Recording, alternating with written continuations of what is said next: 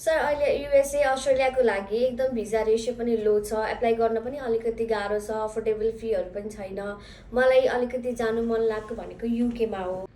UK पनि अलि महँगो त महँगो भनिरहेको छन्। हजुरहरूले त्यस्तो अफोर्डेबल फी भएको कुनै युनिभर्सिटीहरू सजेस्ट गरिदिनुहुन्छ त युकेको लागि? हजुरको डकुमेन्ट हेर्दाखेरि चाहिँ तपाईँको डकुमेन्ट एकदमै राम्रो छ होइन, जुनसुकै कन्ट्रीको लागि पनि राम्रो छ।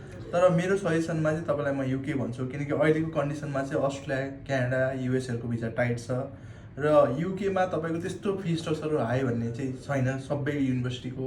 तपाईँको प्रोफाइल अनुसार चाहिँ तपाईँले अब भनौँ न 2000देखि लिएर 5000 पाउन्डसम्म स्कलरसिप पाउनुहुन्छ। र हामीसँग सर्टेन युनिभर्सिटीहरू छ जस्तै कि अल्स्टर युनिभर्सिटी अनि तपाईँको युनिभर्सिटी अफ ह्याम्पटन, तिनीहरू चाहिँ राम्रो स्कलरसिप पनि प्रोभाइड गर्छ र त्यसमा तपाईँको जिपिए अनुसार 2.8 जिपिए भन्दा माथि रहेछ र आइएल्समा 6 नट लेस देन 5.5, पिटीमा इज ब्यान्ड 59 र ड्युलिङ्गो पनि एक्सेप्ट छ। ड्युलिङ्गोमा चाहिँ 110 नट लेस देन 100 ल्याउनु भएको छ भने तपाईँहरूले चाहिँ 10,200 पाउन्डमै जान पाउनुहुन्छ र भिजा अप्लाईको लागि र पछिसम्म जानको लागि चाहिँ तपाईँहरूले 50%देखि 60% मात्र तिरै पुग्छ। त्यो भनेको लगभग 6,500 पाउन्ड जति।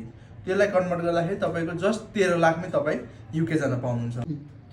र हजुरले युकेको बारेमा बुझ्दै हुन्छ भने यो युनिभर्सिटी पनि एकचोटि हेर्नुहोस्, किनकि यो युनिभर्सिटीमा फी स्ट्रक्चर एकदमै रिजनेबल छ र सम्पूर्ण अरू स्टुडेन्ट जो कोही अब युके जान खोज्दै हुन्छ भने चाहिँ यो युनिभर्सिटी ट्राई गर्दा हुन्छ। फी एकदमै रिजनेबल छ र भिजा रेसियो पनि एकदमै हाई छ।